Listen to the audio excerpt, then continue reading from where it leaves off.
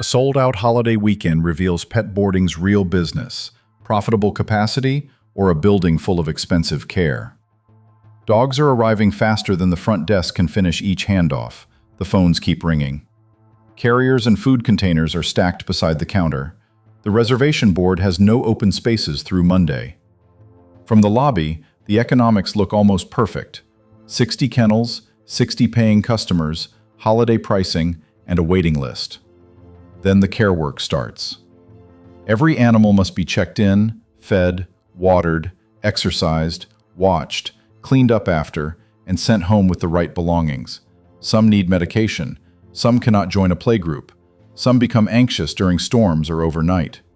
Each extra pet brings another set of records, another possible incident, and another promise someone must keep long after the reception desk closes.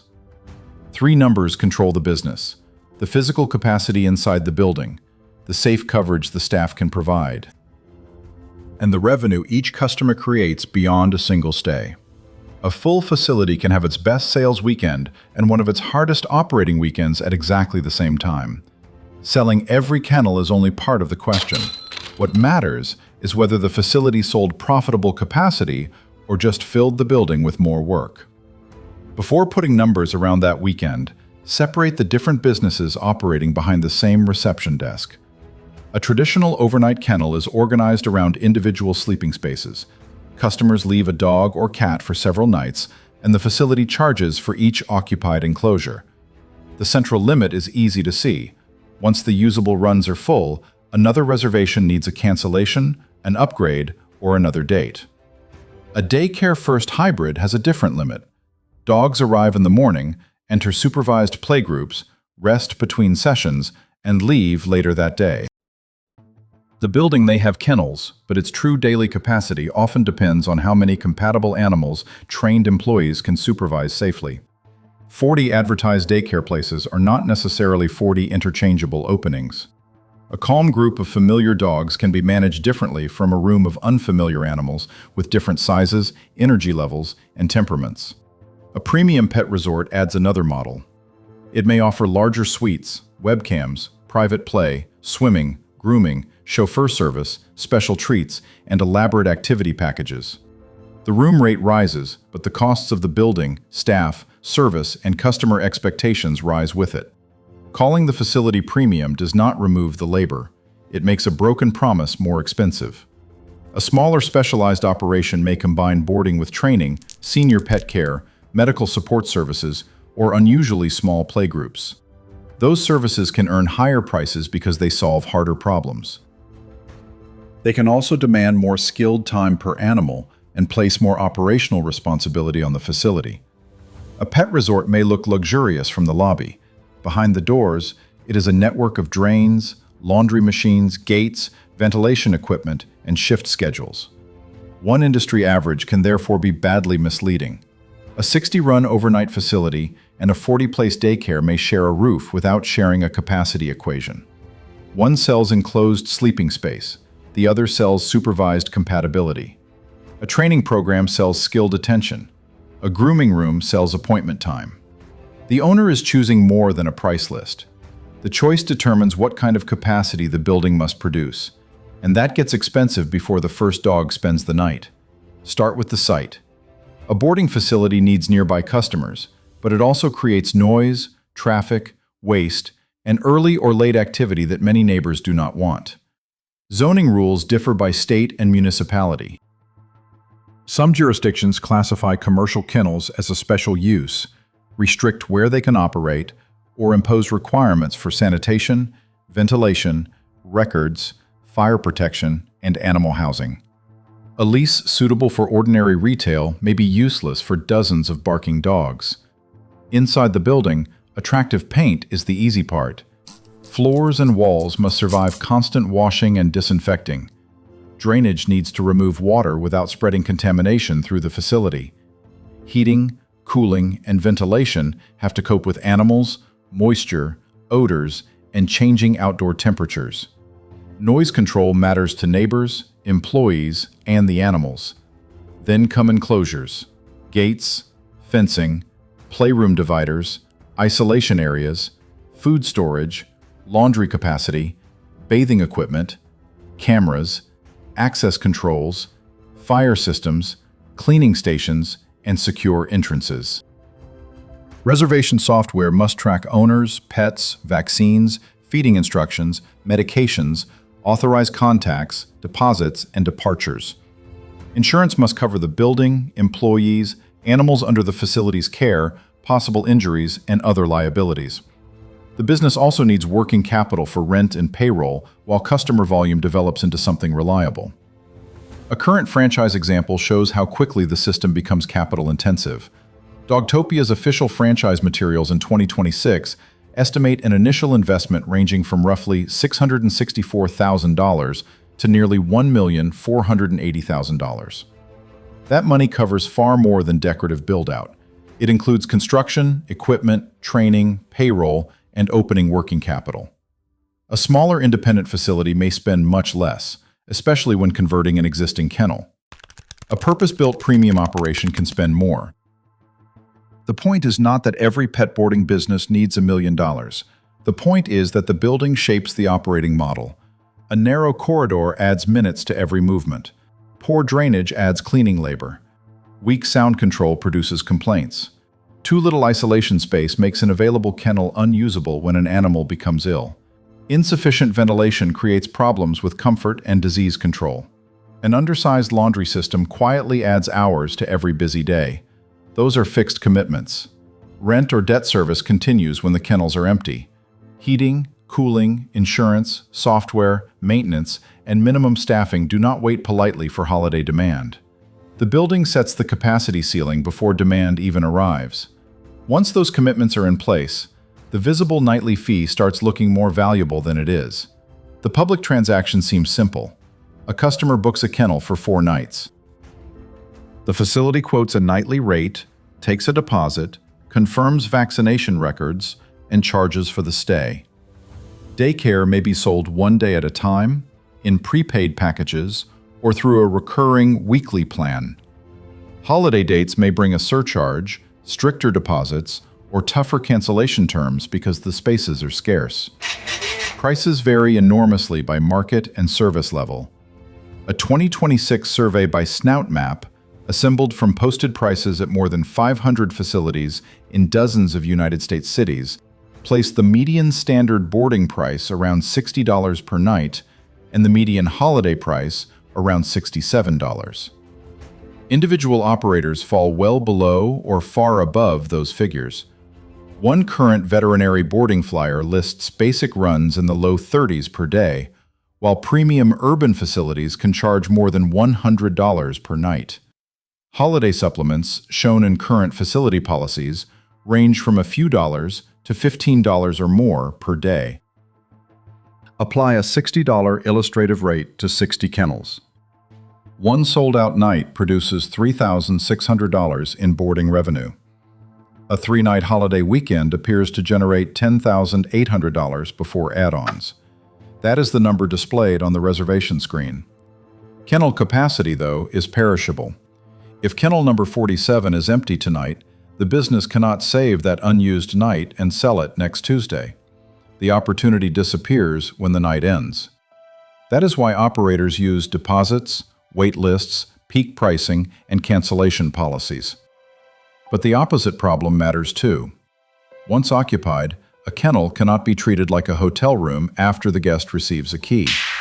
There is a living animal inside, and its needs can change. The last available kennel may require another employee for feeding, cleaning, walking, or supervised play. It may create overtime. It may hold a dog that needs individual handling and cannot join the efficient group routine. Does that mean the final reservation produces the highest profit because the building's fixed cost has already been covered? Only when the existing staff can absorb the extra care safely, without a disproportionate increase in labor. If selling kennel 60 triggers another shift, more overtime, or repeated individual handling, the incremental profit may be far smaller than the revenue implies. Booked capacity is not necessarily collected revenue either. A late cancellation can create an opening too late to refill. A customer may shorten a stay. Weather may disrupt travel. A deposit protects part of the booking, but policies vary, and aggressive penalties can damage the trust supporting the relationship. The nightly fee fills the top line. The deeper economics depend on everything happening around that fee, and whether the customer returns. Consider one illustrative dog night priced at $60.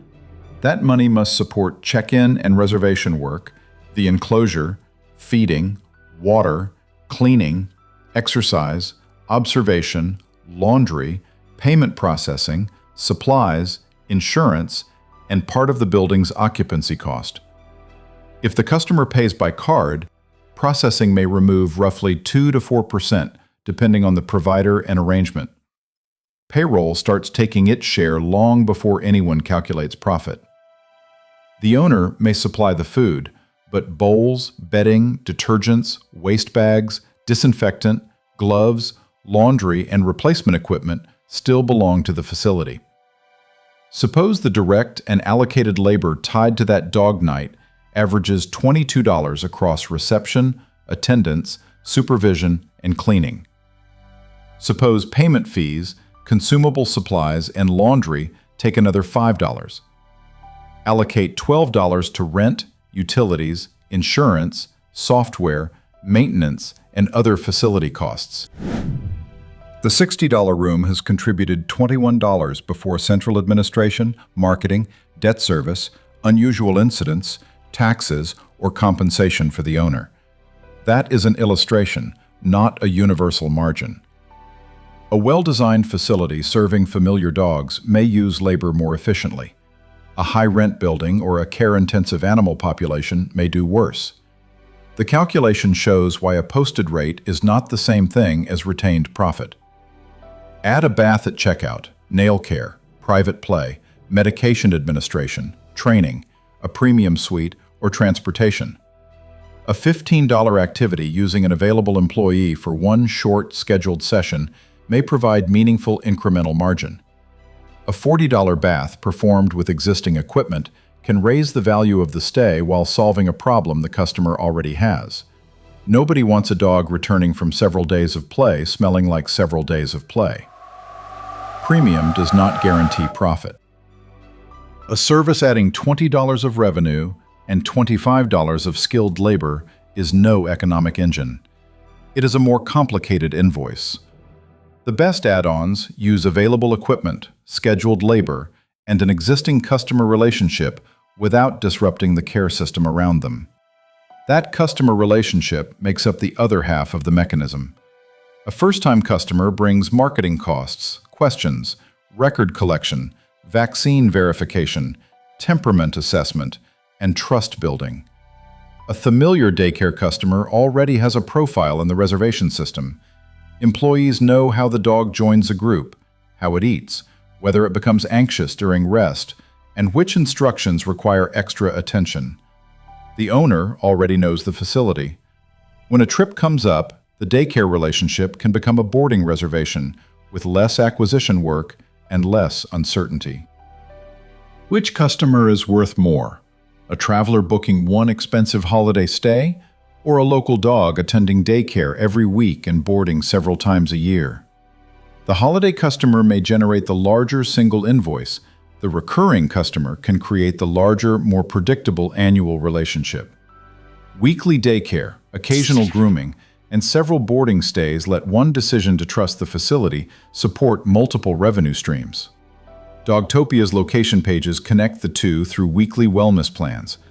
Enrollment uses recurring weekly billing, provides preferred daycare pricing, and can include priority access or different pricing for boarding. The customer is buying more than isolated dog days. The facility converts repeated attendance into a calendar of known demand, then carries that relationship into overnight care. That is the hidden model. Kennel nights still matter, but stronger economics often come from repeat demand and carefully chosen services built around trusted care. None of this removes the business's largest constraint: people. The Bureau of Labor Statistics reported a national median wage of $16.28 per hour for animal caretakers in May of 2024.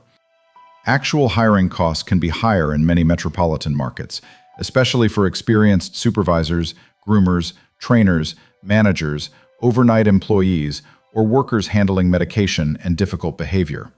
The employer also pays payroll taxes and may cover workers' compensation, benefits, recruiting, training, uniforms, and paid leave. That coverage stretches across the entire day. Morning feeding and cleaning may begin before customers start dropping off dogs. Reception gets busy as daycare customers arrive. Playgroups need active supervision.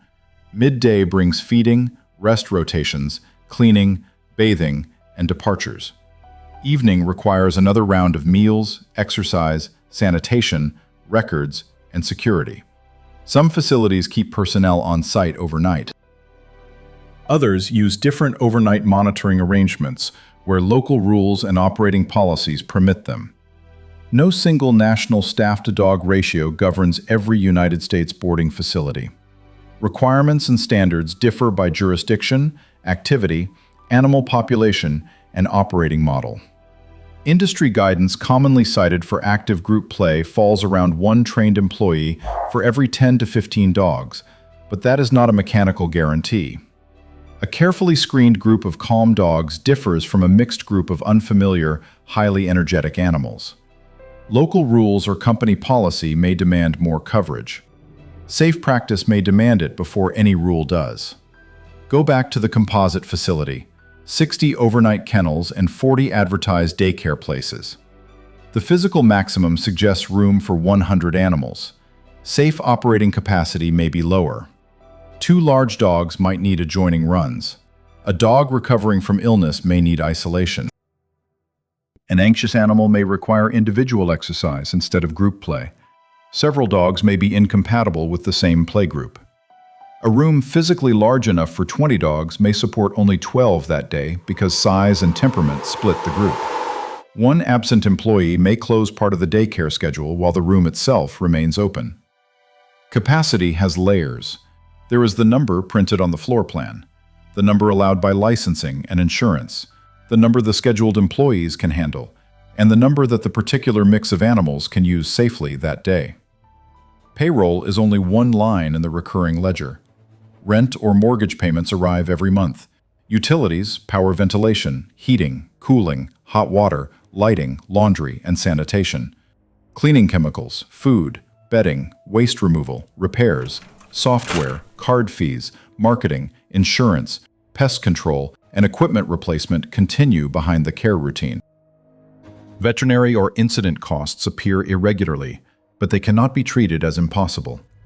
Groomers and trainers add revenue, but they also require skilled labor, space, equipment, and schedules that do not interfere with boarding. This is why a busy lobby proves so little by itself. The reservation count shows how much nominal capacity has been sold. It does not reveal what kind of animals arrived, how many groups can operate, which services were attached, how much overtime was created, or whether those customers will return next month. Not every empty run can be sold. Not every occupied run earns the same profit. Once staffing and capacity are connected, ordinary operating pressure becomes far more powerful. Start with the holiday week. Demand arrives in one concentrated wave because customers travel around the same dates. For a few days, the empty kennel problem disappears. The staffing problem arrives immediately. Employees want time off too. Holiday coverage may require overtime, premium pay, temporary workers, or supervisors doing routine care instead of managing the operation. Then several animals need individual handling. One requires medication twice a day. Another fails its group play assessment. A third becomes distressed and needs more monitoring. None of this is extraordinary. Together, these animals erase the labor efficiency assumed in the booking plan. The facility is still sold out, but every round of care takes longer. Add cancellations. A winter storm changes flights. Several families shorten or cancel their trips. The business has already scheduled labor and turned away other customers because those spaces looked committed. Deposits may preserve part of the revenue, but the canceled dog nights and add-ons cannot always be replaced. Holiday demand solved one constraint for several days while making another one worse.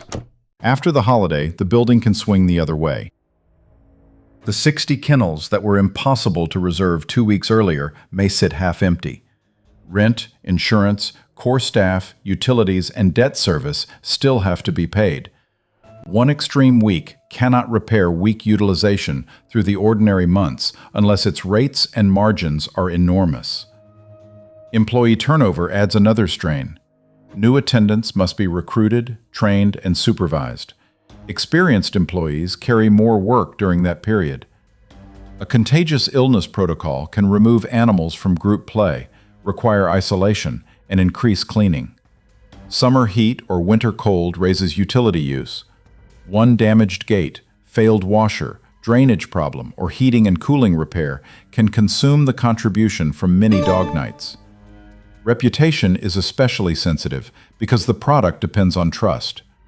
A hotel guest can report a dirty room and demand a refund. A pet owner may see a missed instruction or unexplained injury as a failure involving a family member. Online reviews can shift demand quickly, even when the event behind them is disputed or minor. Documentation, communication, cameras, training, and incident procedures are therefore part of the economic system. They are not administrative decoration. Competition may also come from a very different cost structure.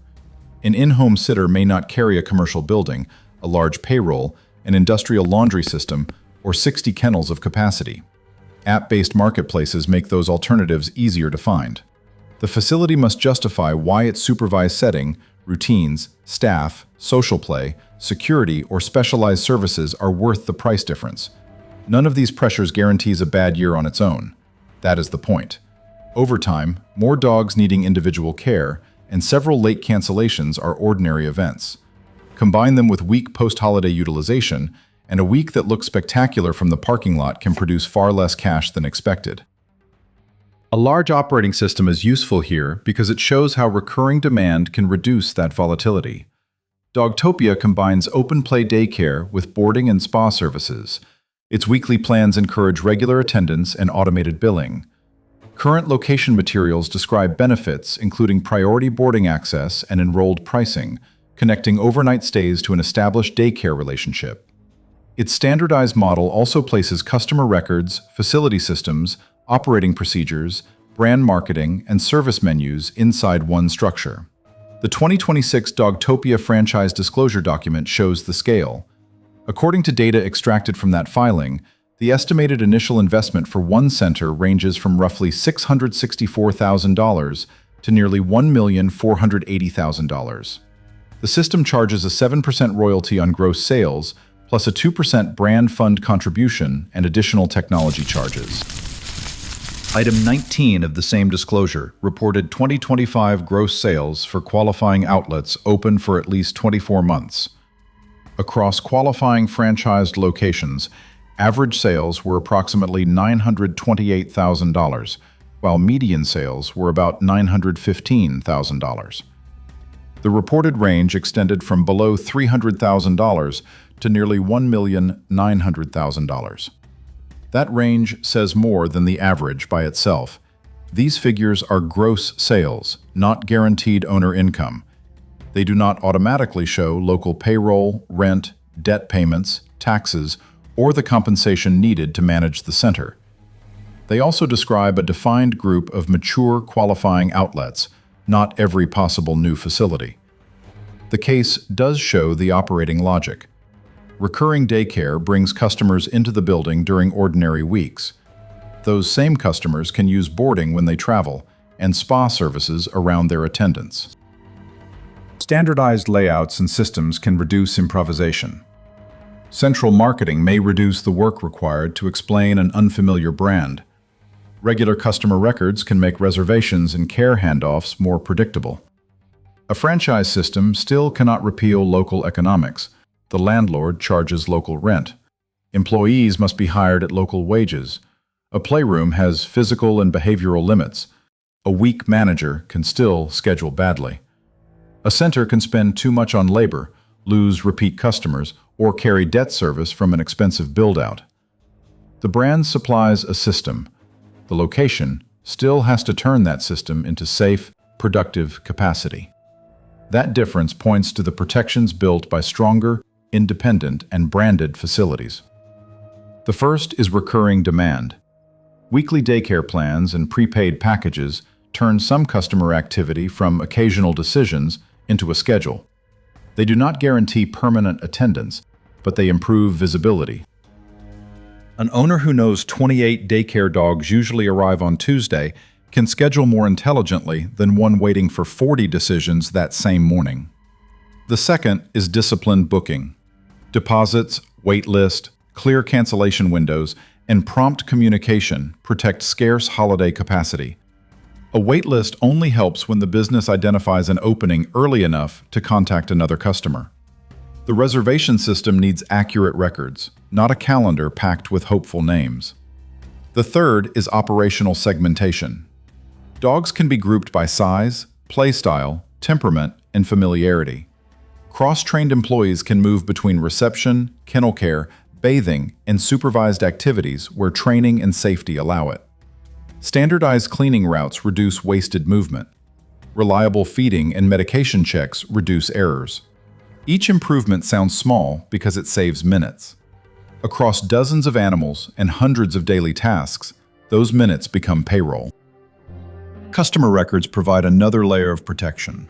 A facility that knows a dog's behavior, feeding routine, vaccine status, and history can prepare capacity more accurately. Partnerships with veterinarians may strengthen referral networks or emergency procedures. Grooming and training can raise customer value when skilled employees and space are used efficiently. Multiple locations can diversify demand and centralize some marketing, purchasing, scheduling, and management systems. Scale brings costs of its own.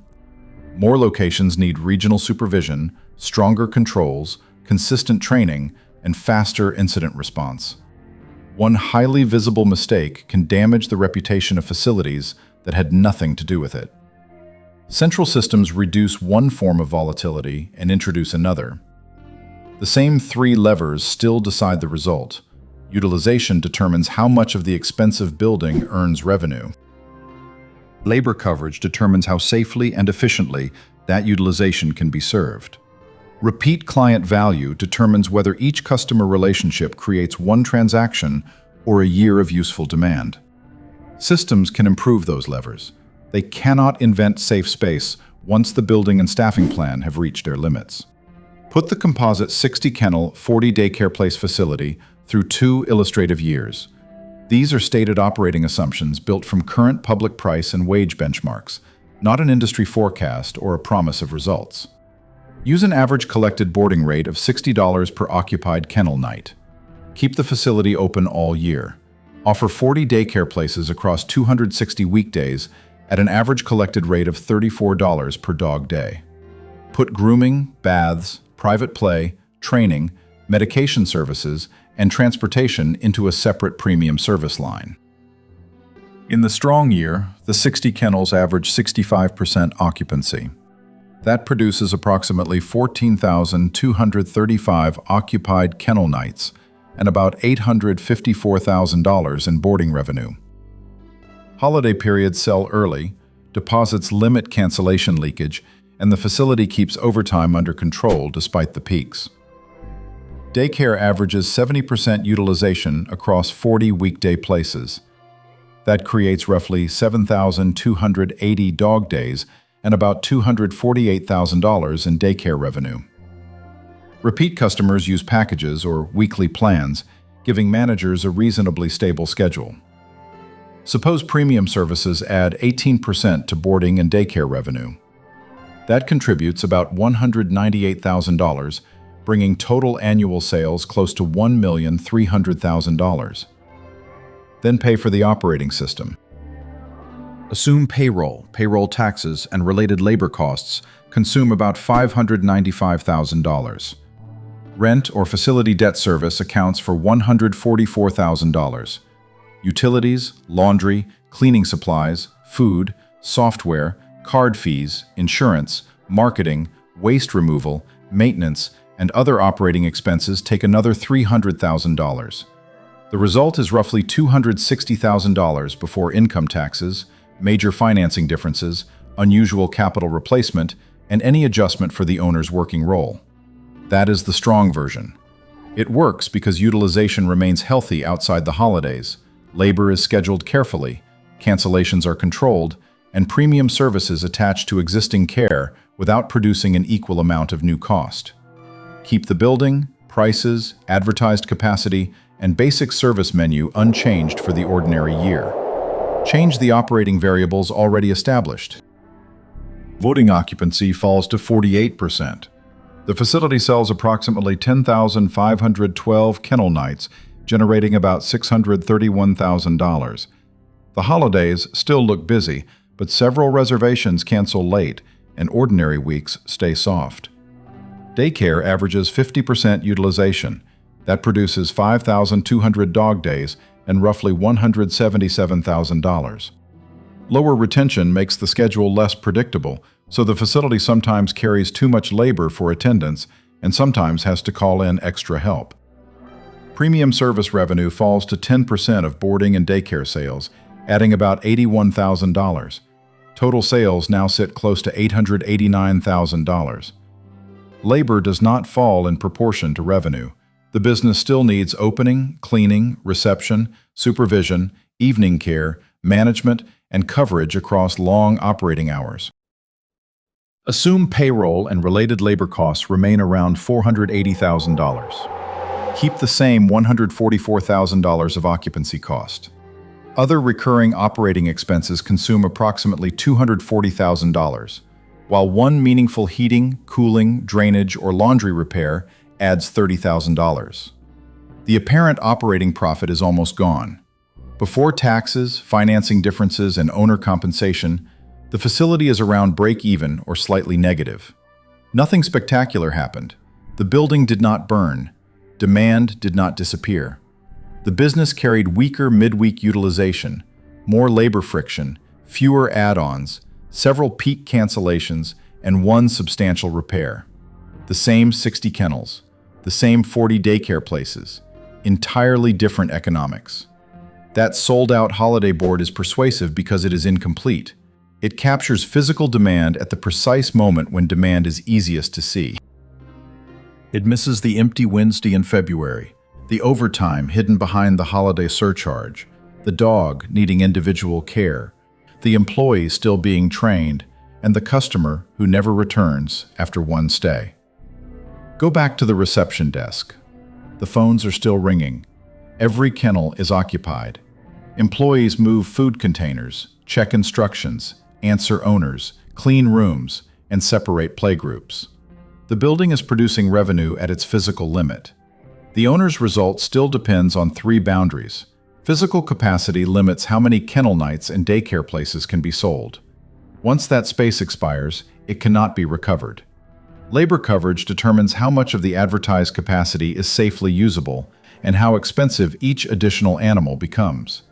Repeat customers and well-designed services determine whether the trust required for one stay grows into a durable relationship. Affection drives the customer's decision. People choose a facility because they want their animals protected, understood, and cared for while they are gone. That trust is not sentimental decoration around the transaction. It allows daycare attendants to recur, boarding reservations to return, and customers to accept additional services. For the owner, the economics come down to scheduling, staffing, utilization, and service mix. Charge too little at the peaks, and scarcity creates work without enough contribution. Staff only for average demand, and the holiday becomes unsafe or chaotic. Staff permanently for the holiday, and ordinary weeks carry too much payroll. Add services without measuring their labor, and premium pricing turns into premium complexity. Lose repeat customers, and the business must keep buying trust from the beginning. A pet boarding facility sells nights away from home.